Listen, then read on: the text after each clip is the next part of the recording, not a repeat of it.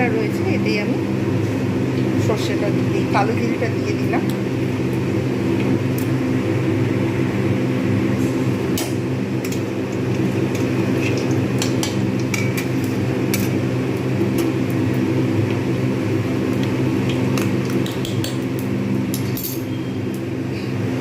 এবার এতে আঁচটা কমিয়ে আমি সর্ষে বাটাটাও দিয়ে দেবো।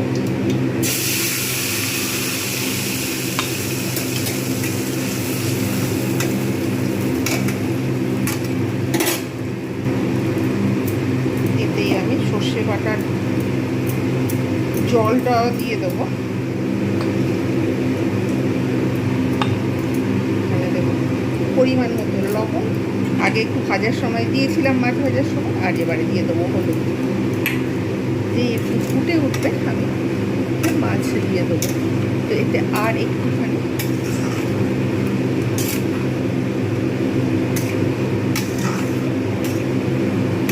অপেক্ষা করবো। ফুটতে শুরু করেছে।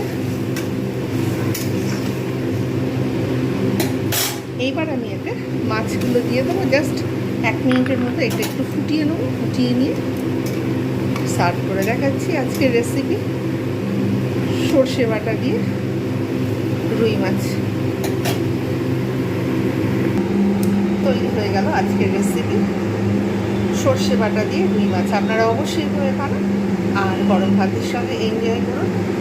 যা গরম পড়েছে আপনারা প্রত্যেকে নিজেকে কেয়ার নেবেন, ভালো থাকবেন, জল খাবেন, আর যখন বাইরে বেরোবেন অবশ্যই সানগ্লাস ব্যবহার করবেন, সানস্ক্রিন ব্যবহার করবেন, এবং যদি পারেন তো সমস্ত ঢেকে শরীর, তাহলে কিন্তু অবশ্যই শরীরে ট্যান পড়বে না। আর যতটা সম্ভব ঘরে থাকার চেষ্টা করবেন। আজকের মতো এতটুকু।